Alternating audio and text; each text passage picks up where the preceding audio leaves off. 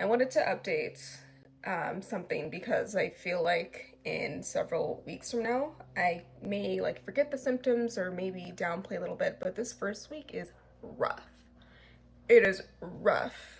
So not only do I have to like deal with these nasty ass scabs and it feels like I have a broccoli head, I have this foam on here because like when your skin gets dry, it itches to all hell all back. I call it the Kensington itch. Like I'm like contorting and put me on a street somewhere and you would think I'm on something. It is that uncomfortable. Looking forward to getting these nasty scabs off, right? And next week I will be putting like a headscarf on. I think I will be feeling comfortable enough to, to go to the office, go outside, do things, but obviously with the restrictions.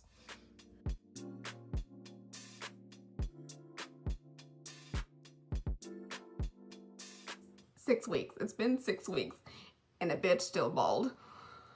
Okay, hair is growing back 6 weeks. And honestly, there's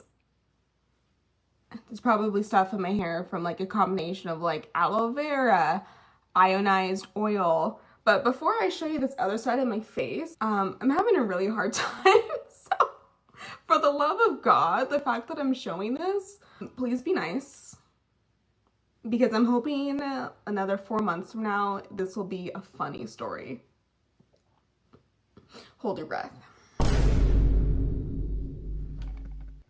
This is fucking rough. Look at my damn head. What the hell? Like the shock loss.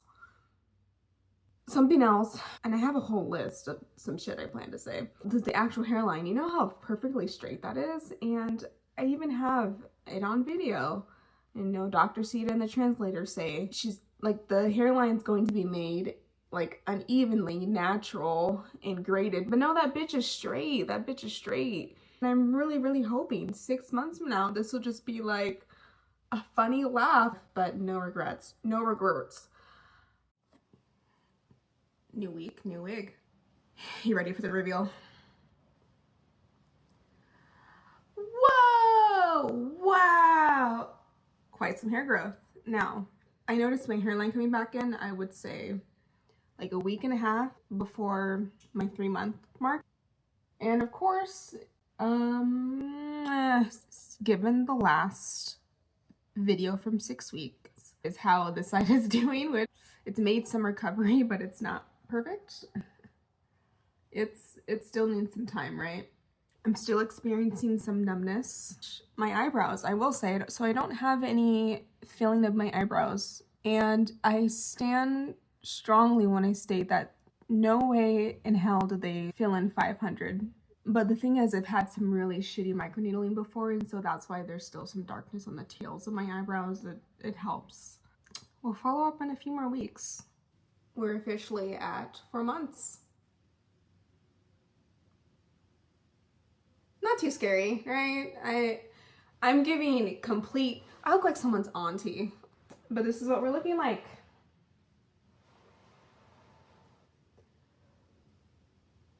To be honest, I'm gonna be dead ass because to me, my hairline is a little harsh. I wish it was a little bit more feathered and feminine, but really time will tell. And if you notice my eyebrows, I did use a little bit of filling in some areas of my eyebrows. But as you can tell, with the strands that come out of my eyebrows, it gets long. So like I have to continually snip them. It's a problem that I signed up for. But the hair is getting thicker and it's growing in. But it has a lot of catching up to do because like this part of my head was spared. But yeah, I need a serious hair trim because I just came out of Arkham Asylum.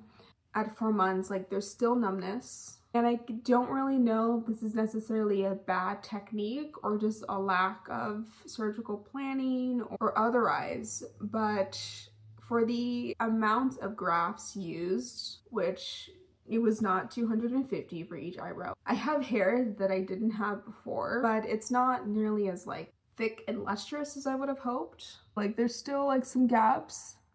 And again, results will continue to come in the coming months. Guys, it's been 5 months. This is a different change of scenery here.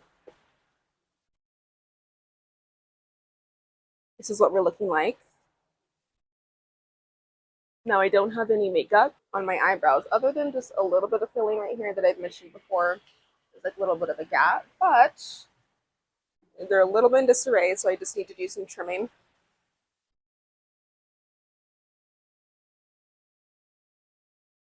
I'm going through my auntie phase, but other than that, you know, I'm working with what I got, even though I look like I just got finished with my second divorce. Later, my opinions on Heva, because I certainly do have some things, and whether I still recommend them or not.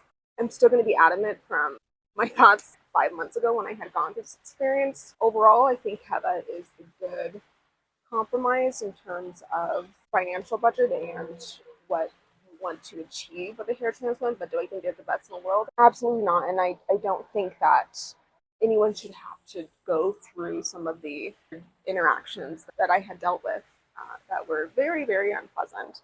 I think that when you go through any surgical procedure, like, you should be listened to and you shouldn't be ignored, and your comfort should supersede all else. Of course, I don't expect that my experience will deter people that want to go do it anyways, and so that's just a little bit of transparency here.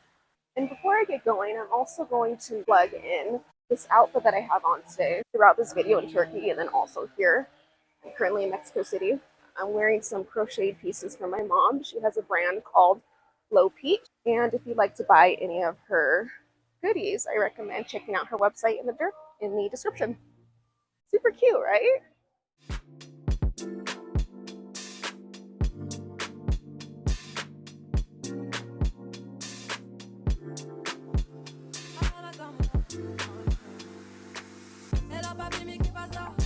Future Brie here editing this. So I'm actually 6 months post-op, right? And something I think it's important to include are my eyebrows. They do look quite scraggly, and keeping in mind limitations with curly hair, I do notice a difference between my brows.